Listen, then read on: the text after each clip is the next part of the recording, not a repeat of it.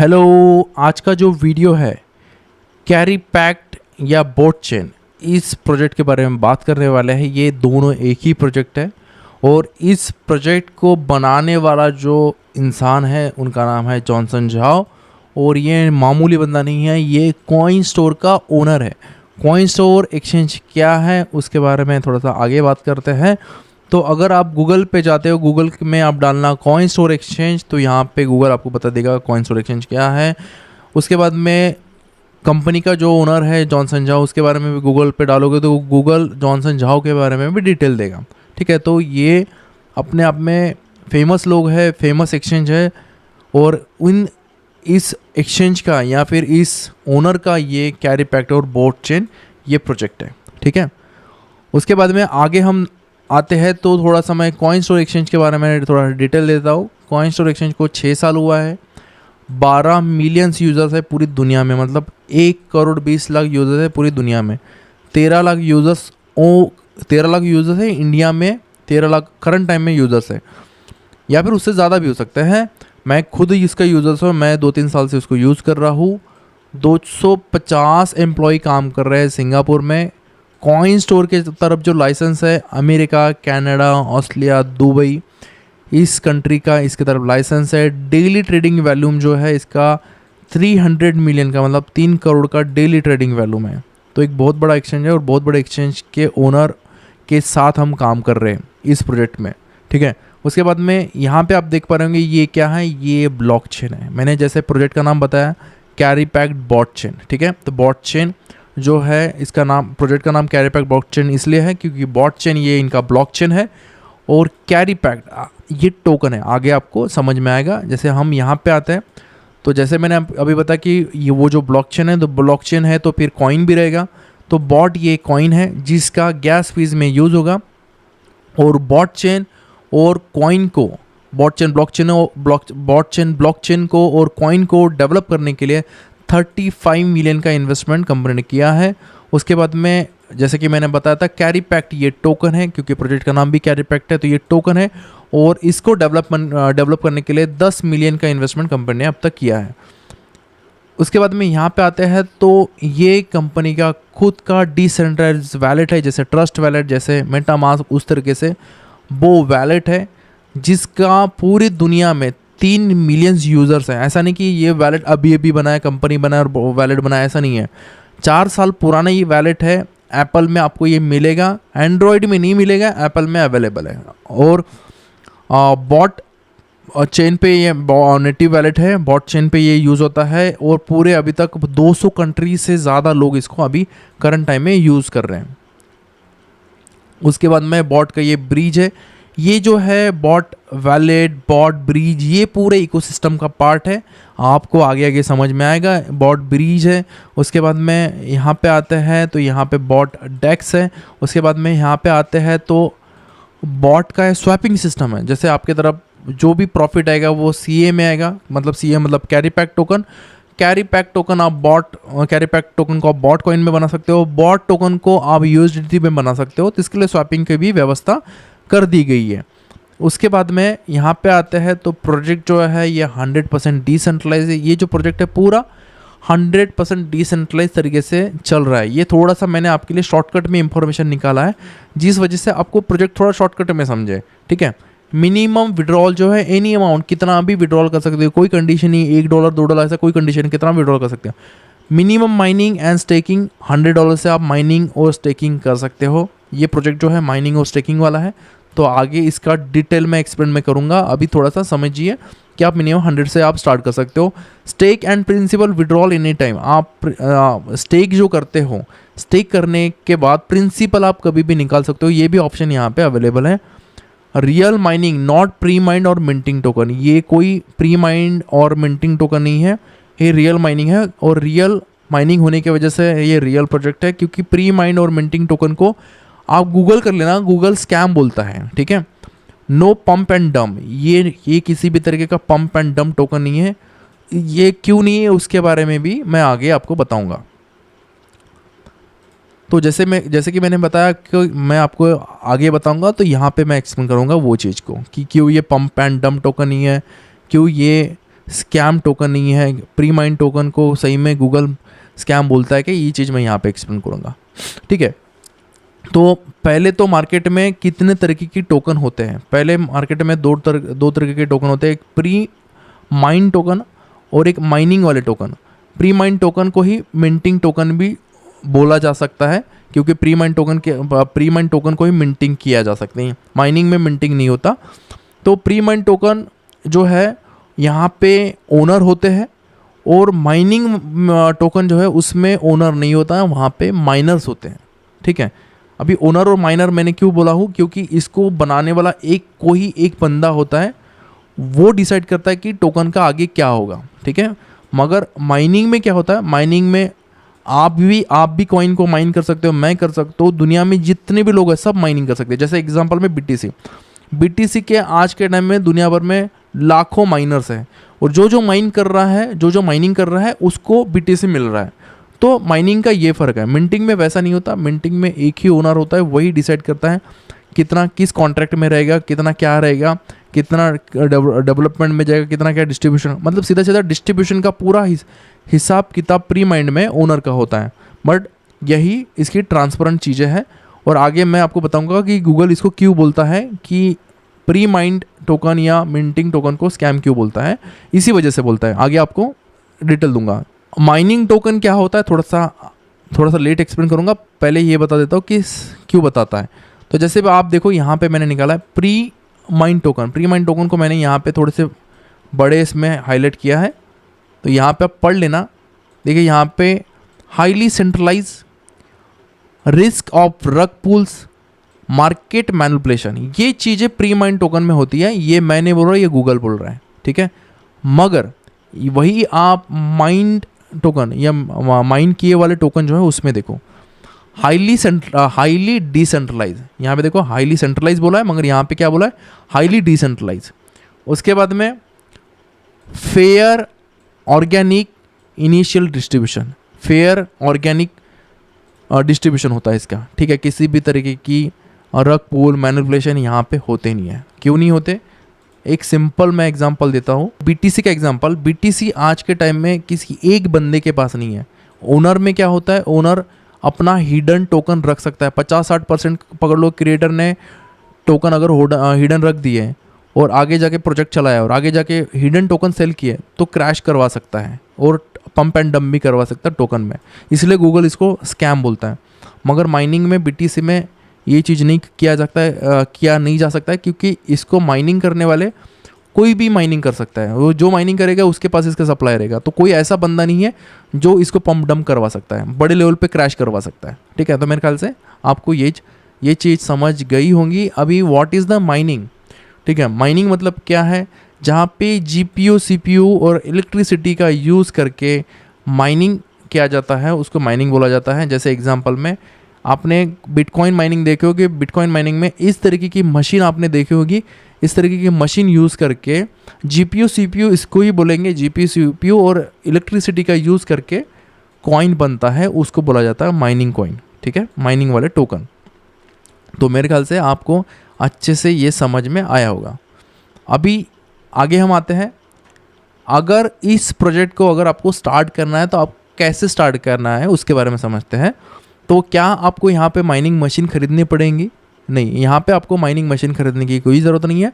यहाँ पे शुरुआत में कुछ लोगों ने माइनिंग मशीन खरीदी है। यहाँ पे देखो 20 यूनिट, 150 यूनिट, 350 यूनिट शुरुआत में बेची है कंपनी ने। आज भी खरीद सकते हो, मगर आज भी खरीदने के लिए इंडिया में इम्पोर्ट नहीं होता, तो इसलिए इशू है, तो आप ला नहीं सकते। तो आप ये ऑप्शन आपकी तरफ नहीं है, आपकी तरफ अवेलेबल नहीं है। मगर आपको माइनिंग करना है, तो माइनिंग करने के लिए क्या करोगे, तो यहाँ पे बाय हैश रेट, आपको यहाँ पे हैश रेट बाय करना पड़ेगा और स्टार्ट माइनिंग आप स्टार्ट कर सकते हो and on C A token बना सकते हो। बट कैसे? हैश रेट क्या है उसको भी समझना ज़रूरी है। तो हैश रेट मतलब इस कंप्यूटर मशीन, मतलब hash rate is computing power. तो ये जो माइनिंग मशीन है, इस माइनिंग मशीन से जो जनरेट होने वाला पावर है उसको बोला जाता है हैश रेट। और जितना हैश रेट आप खरीदोगे, उतने हैश रेट में जितना कॉइन बनता है उतना कॉइन कंपनी आपको भेज देगी। तो इस तरीके का ये सिस्टम है, ठीक है। तो यहाँ पे आपको करना क्या है, आपको कुछ नहीं है, आपको हैश रेट बाय करना है और जितना आपने हैश रेट बाय किया उस हिसाब से आपको टोकन मिलने वाला है। तो मेरे ख्याल से आप यहाँ तक समझ गए होंगे। अभी हम समझते हैं यहाँ से आप किस तरीके से अर्निंग कर सकते हो। यहाँ पे जो है माइनिंग होने वाला प्रोजेक्ट है, ये तो आप समझ गए होंगे, बट माइनिंग से आप कितना अर्निंग कर सकते हो और माइनिंग से जो अर्निंग करोगे उसके अलावा आप स्टेकिंग से भी आप यहाँ पे अर्निंग कर सकते हो। और ये कब तक आप यहाँ पे इनकम कर सकते हो, सीए टोकन का जो माइनिंग है 22 साल तक चलने वाला है। तो यहाँ पे जो भी इनकम आएगा आपको टोटल 22 साल तक आएगा। उसके साथ में जो भी प्रॉफिट आता है वो कंपाउंडिंग भी होता है, तो कंपाउंडिंग से भी आप यहाँ पे अर्निंग करोगे। और उसके साथ में जो प्राइस इसका बढ़ेगा टोकन का, तो प्राइस बढ़ेगा उसका भी बेनिफिट आपको मिलना है। और इसका प्राइस बढ़ेगा ही बढ़ेगा, इसका भी अपना एक कुछ मैकेनिज्म है जो मैं आगे आपको बताऊंगा, ठीक है। तो सबसे पहले आप माइनिंग से कितना अर्निंग कर सकते हो इसको बारे में समझते हैं। तो यहाँ पे जो मैंने यहाँ पे निकाला है ये 30 से 45% पर मंथ मैंने निकाला है, बट ये भी फिक्स नहीं है।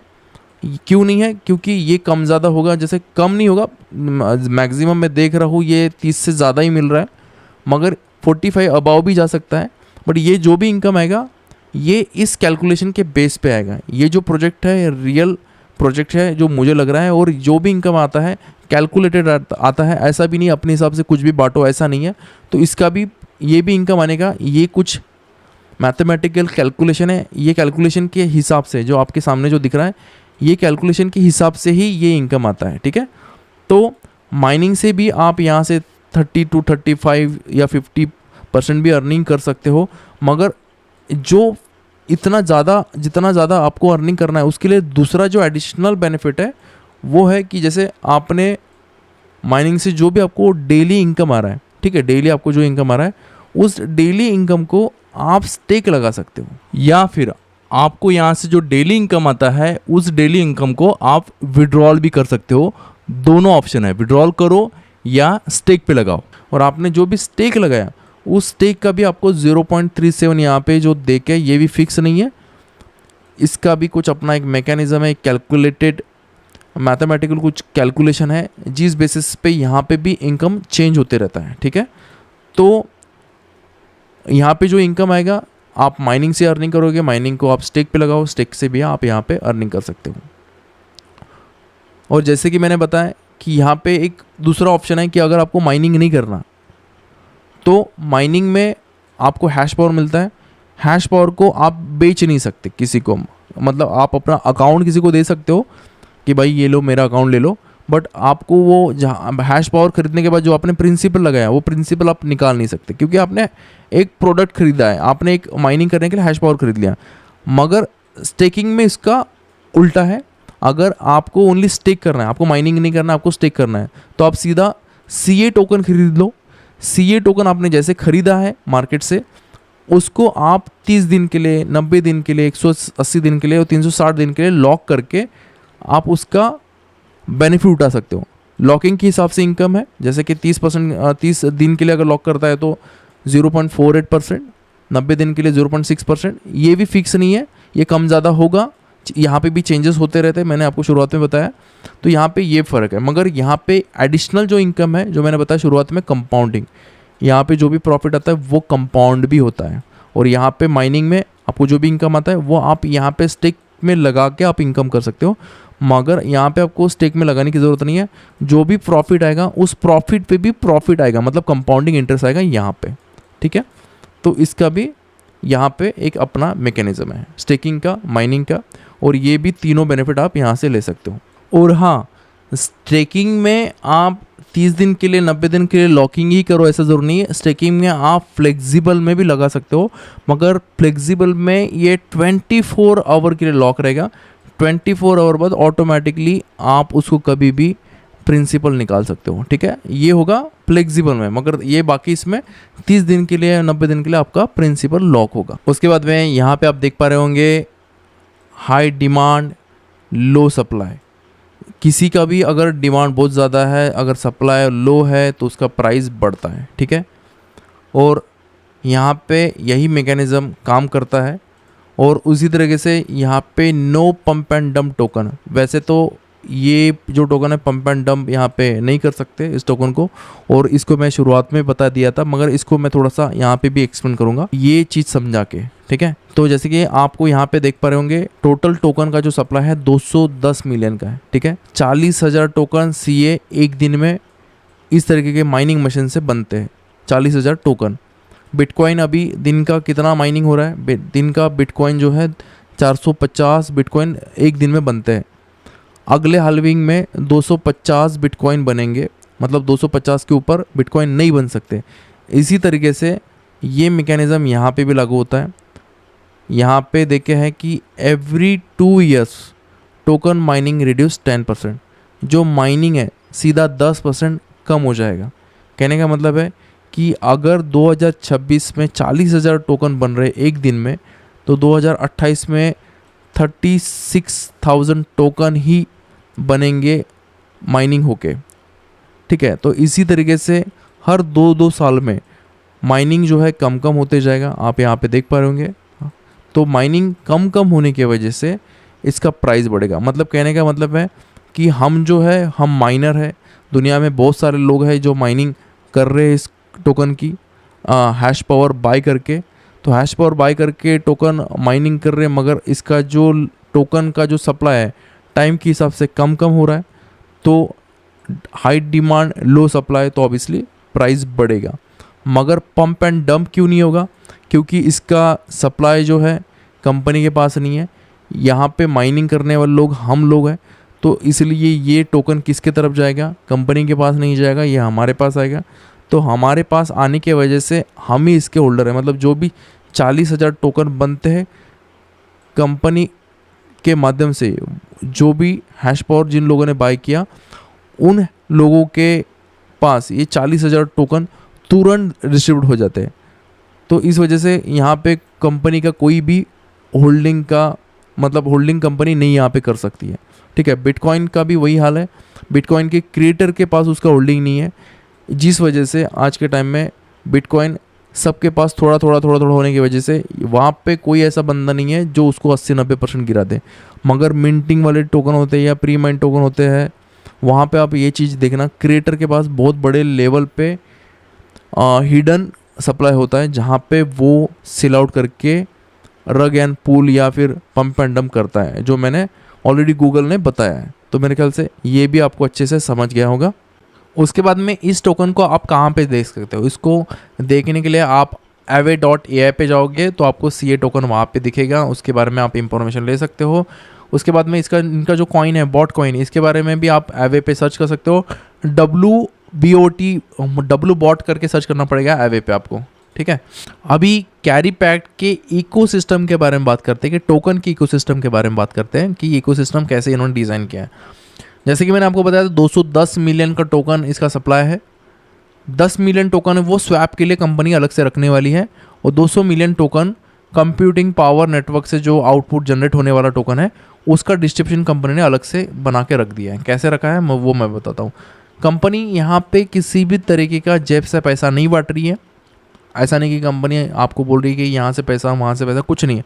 जो भी होगा जो टोकन जनरेट होगा वो टोकन में से ही पब्लिक को मिलेगा, अपनी जेब से कुछ भी नहीं दे रही है, आपको आगे ध्यान में आएगा, ठीक है।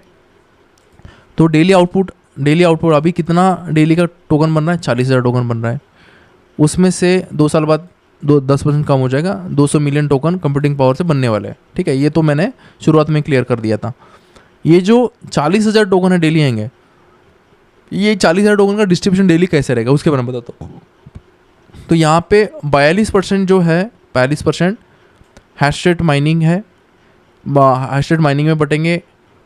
18% है प्रूफ ऑफ स्टेकिंग, मतलब जो स्टेकिंग मैंने बताया यहाँ पे 18% प्रूफ ऑफ स्टेकिंग में बढ़ जाएंगे। 30% जो है डायनेमिक रिवॉर्ड पूल में बढ़ जाएंगे। 3% जो है वह डाउ में बढ़ जाएंगे, और 2% है फाउंडेशन में बढ़ जाएंगे। डायनेमिक पूल रिवॉर्ड क्या है? वो है नेटवर्क इनकम, और डाउ भी नेटवर्क इनकम है, और फाउंडेशन मतलब डेवलपमेंट के लिए, सिस्टम के डेवलपमेंट के लिए, ठीक है। तो यहाँ पे उसका कैलकुलेशन भी बता के है कि ये जो है 16,800, 7,200, 14,200 और ये सब मिला के टोटल 40,000 टोकन बनते हैं डेली। 40,000 टोकन कंपनी एक दिन में पूरा सिस्टम में डिस्ट्रीब्यूट कर देते, कंपनी के पास एक भी टोकन बचता नहीं है। इसलिए यहाँ पे पंप डंप होगा नहीं, क्योंकि टोकन की कंपनी के पास इसका टोकन नहीं है पंप डंप करने के लिए, सीधा सीधा पब्लिक में तुरंत डिस्ट्रीब्यूट हो जा रहा है।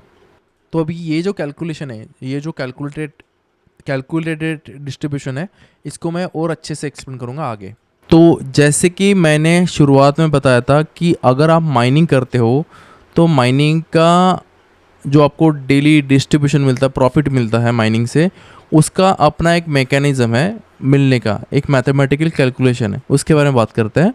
तो यहाँ पे 16,800, यहाँ पे आप देख पा रहे होंगे 16,800, ये 16,800 क्या है? तो मैंने आपको शुरुआत में डिस्ट्रीब्यूशन बताया था। शुरुआत में डिस्ट्रीब्यूशन जो है 42% हैश रेट माइनिंग, मतलब जो भी 40,000 टोकन है, 40,000 टोकन का 42% जो है हैश रेट माइनिंग में डिस्ट्रीब्यूट होता है। तो 42% कितना है? 16,800 टोकन, ठीक है। तो यही 16,800 टोकन यहाँ पे आपको दिख रहे होंगे, ये 16,800 टोकन, ठीक है। उसके बाद में इंडिविजुअल, मतलब आपको कितना हैश पावर मिला है, इसके बारे में ये एंट्री है, टोटल हैश पावर, ठीक है। उसके बाद में टोटल हैश पावर के बाद में इंडिविजुअल हैश पावर और total network hash power. Total network hash power मतलब अब तक कंपनी में जितने भी लोग हैं, जितने लोगों को हैश पावर मिला है, सबका हैश पावर मिला के हैश पावर, इसका जो कैलकुलेशन बनेगा, उसके कैलकुलेशन के सब जो प्रॉफिट बनेगा वो आपका डेली का अर्निंग है। ये है इसका कैलकुलेशन निकालने का, इस तरीके से इसका डेली प्रॉफिट आप निकाल सकते हो। और यहाँ पे जो बनता है, मैं बता रहा हूँ 1.1% अबाव ही बनता है, 1.3, 1.2, 1.1 ऐसा आसपास बनता है डेली का। अभी हम टीम इनकम के बारे में बात करते हैं कि टीम से आप कैसा इनकम कर सकते हो। तो टीम से यहाँ पे डायनेमिक टीम रिवॉर्ड फर्स्ट है और डायनेमिक टीम रिवॉर्ड 2 है, जैसे यहाँ पे देख पा रहे हो डायनेमिक टीम रिवॉर्ड 2, ठीक है। तो डायनेमिक टीम रिवॉर्ड 2 में जो फर्स्ट रैंक है V0 रैंक है, V0 रैंक में जो भी टोकन बटेगा, ये देखिए 35% डायनेमिक रिवॉर्ड पूल, ठीक है। मैं अभी शुरुआत पे फिर से मैं पीछे चल जाता हूँ। जैसे आप यहाँ पे आते हो 35% डायनेमिक पूल रिवॉर्ड, मतलब ये जो 40,000 टोकन है, 40,000 टोकन में से ये जो यहाँ पे टोकन बटने वाले हैं, मैं थोड़ा सा इसको ऊपर उठा लेता हूँ। 40,000 टोकन यहाँ पे बटने वाले हैं। उस 40,000 टोकन में से डेली के जो 40,000 टोकन में से बटने वाले हैं, उसमें से 14,000 जो टोकन है डायनेमिक पूल रिवॉर्ड में बटने वाले हैं, राइट। तो डायनेमिक पूल रिवॉर्ड में हम अगर आते हैं तो उस 14,000 टोकन में से V0 में 7,000 टोकन बटेंगे ओनली। V0 में मतलब डायनेमिक टीम रिवॉर्ड 1 में 7,000 बटेंगे और डायनेमिक टीम रिवॉर्ड 2 में 7,000 बटेंगे, मतलब टोटल 14,000 हो जाएंगे, मतलब 17,000 और 14,000 टोटल हो जाएंगे, ठीक है। तो ये फर्स्ट रैंक जो V0 है, उसका इनकम लेने के लिए कैसे आपको लेना है? तो उसके लिए कुछ नहीं है, आपको जो आपका स्ट्रॉन्ग लेग और वीकर लेग ऐसा पकड़ा जाता है। तो वीकर लेग में आपको जो है $3,000 का बिजनेस देना है। $3,000 का बिजनेस जैसे आप देते हो वैसे V0 रैंक आप अचीव कर लोगे, ठीक है। थोड़ा मैं आपको एक्सप्लेन भी कर देता हूँ। जैसे आपके बहुत सारे ऐसे लेग होते हैं, ठीक है, उसमें से पकड़ लो एक एग्जांपल में, ये जो है आपका $1,000 का है लेग है, ये 1,000 का है, ठीक है, ये 1,000 का है और ये 1,000 का है, ठीक है। तो उसमें से कोई भी एक वीकर लेग पकड़ा जाएगा, ये इसको आप वीकर लेग पकड़ लो, बाकी कोई भी एक लेग को पावर लेग पकड़ा जाएगा, ये एक को पावर लेग पकड़ लो, बाकी ये सब वीकर लेग पकड़ लो। तो वीकर लेग में $3,000 का बिजनेस चाहिए, तब जाके V0 आप रैंक अचीव कर लेते हो, तो आप V0 यहाँ पे रैंक अचीव कर लोगे, ठीक है। तो इस तरीके से V0 रैंक से आप V0 रैंक में आप अच्छा खासा अर्निंग कर सकते हो, ठीक है। उसके बाद में जो सेकंड रैंक है डायनेमिक टीम रिवॉर्ड 2, ठीक है, इसका रैंक अचीव करने के लिए आपको कुछ नहीं है, वही वीकर और पावर लेग वाला सिस्टम है। वीकर लेग से आपको वीकर लेग से आपको यहाँ पे $10,000 का बिजनेस देना है और खुद का $500 का इन्वेस्टमेंट करना है। आपको अभी क्या होगा, जो 7,000 टोकन है उस 7,000 टोकन में से 30% आपको आएगा। V1 में जितने भी लोग रहेंगे ना, ठीक है, V1 में जितने भी लोग रहेंगे उस सब में 7,000 टोकन में से 30% यहाँ पे बटेगा। मतलब ये 7, 10, 5, 5 ये सब मिला के टोटल दिन के 7,000 टोकन बनते हैं और रैंक वाइज इस 7,000 का 30% अलग निकाला जाता है और जितने भी V1 है उनमें डिस्ट्रीब्यूट किया जाता है टीम वाइज। उस बंदे का कितना टीम है, कितने टीम में बिजनेस आता है। बट जो भी इनकम आएगा ये वीकर लेग से आएगा, पावर लेग से नहीं आएगा, ठीक है। मतलब पावर लेग यहाँ पे काउंट नहीं होगा, जो भी इनकम आएगा ये वीकर लेग से आएगा। V1, V2 या जो भी रैंक आप यहाँ पे अचीव करके उस पर। तो V1 के लिए आपको कैसे, मैंने क्राइटेरिया बताया कि आपका सेल्फ इन्वेस्टमेंट 500, वीकर लेग में 10,000 और 30% फिर वो 7,000 में से अलग निकाला जाएगा, तो वो V1 में बटेगा। सेम जैसे आप V2 अचीव करते हो तो ऐसा नहीं कि आपको V2 में V1 का इनकम नहीं आएगा, V1 में और V2 में दोनों का मिला के इनकम आएगा, ठीक है। जैसे V3 भी अचीव करते हो तो और मिला के 10% और ऐड होगा, V4 और 10% ऐड होगा, ठीक है। बट फ़र्क इतना है कि जैसे जैसे आप रैंक अचीव करोगे तो ये लोग कम रहेंगे, ये लोग कम रहेगा तो कम लोगों में डिस्ट्रीब्यूट होगा तो आपको इनकम ज़्यादा मिलेगा। सिंपल आप यहाँ पे समझ जाना, ठीक है। तो यहाँ पे V1, V2 ये रैंक अचीव करना है। हर रैंक अचीव करने के लिए आपका सेल्फ इन्वेस्टमेंट यहाँ पे बढ़ाना पड़ेगा। उसके बाद में वीकर लेग से आपको इनकम यहाँ पे बढ़ाना पड़ेगा। यहाँ पे आप देख पा रहे होंगे 80K V3 के लिए 80K का बिजनेस चाहिए, $80,000 का। V4 के लिए $2 लाख का वीकर लेग में, V5 के लिए $5 लाख का वीकर लेग में, ऐसा। उसके बाद में V7 से लेके V10 तक यहाँ पे ये जो डाउ इनकम है, ये डाउ इनकम आएगा जो मैंने आपको शुरुआत में बताया था। मैं आपको फिर भी बता देता हूँ। ये जो है 3% डाउ जो है 1200 जो टोकन है एडिशनल, ये जो रैंक होल्डर है इनमें बढ़ जाएगा, ठीक है, इनमें बढ़ जाएगा। तो मेरे ख्याल से आप समझ गए होंगे अच्छे से। और यहाँ पे V2 में भी ऑलमोस्ट अभी जो करंट में बता रहा हूँ V1 में कितना इनकम बन रहा है। V1 में बनता है 25, 30, 35, 40, डिपेंड करता है आपका वीकर लेग में कितना बिजनेस है, उस पर भी डिपेंड करता है, ठीक है। V2 में, V3 में, V4 में, V5 में, सब में वीकर लेग में जैसे जैसे बिजनेस बढ़ेगा वैसे वैसे आपका इनकम बढ़ेगा। बट वैसे वैसे वीकर लेग में जैसे आप इस लेवल को क्रॉस करते हो आप सेकंड रैंक अचीव कर रहे हो। इस लेवल को क्रॉस करते हो जैसे 30,000 है, 40,000, 50,000, 60,000, 70,000 तक तो आपको मिलना नहीं है। जैसे 80,000 पे टच हो जाओगे V3 बनेगा तो वहाँ से फिर एडिशनल ये। बट उससे पहले जो है उस टोटल वीकर लेग के टीम का 10% ऐसा आपको इनकम आएगा, ठीक है। तो मेरे ख्याल से ये भी डायनेमिक टीम रिवॉर्ड 2 आप समझ गए होंगे। और एक जो चीज़ है मैं आपको एक्सप्लेन करूंगा कि यहाँ पे जो भी वीकर लेग और पावर लेग से इनकम आएगा, ज़रूर नहीं कि आप 1 लेग 2 लेग में ही काम करो। आप 10 लेग में, 15 लेग में, 20 लेग में, कितने भी लेग में भी काम करो तो भी आप ये रैंक अचीव कर सकते हो। जैसे एग्जांपल में आप सीधा जैसे V1 रैंक है, ठीक है, मैं यहाँ पे एक्सप्लेन करूँगा। जैसे V1 रैंक है, V1 रैंक में 1, 2, 3, 4, 5, 6, 7, 8, 9, 10, 11 लोगों को लगा दो और 11 लोग सब 1,000 के हैं।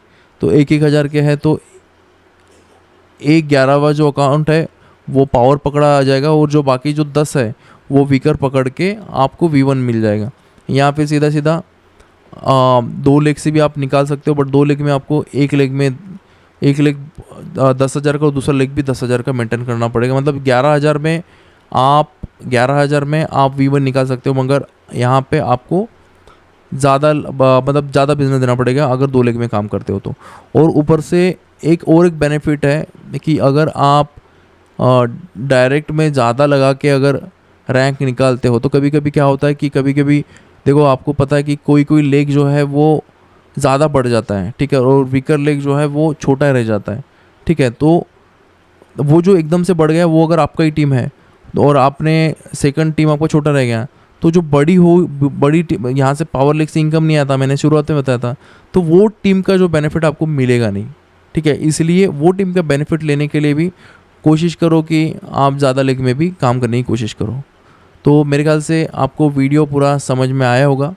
तो वीडियो अच्छा लगा तो प्लीज़ लाइक करना, क्योंकि बहुत मेहनत लगता है इस तरीके का वीडियो बनाने के लिए।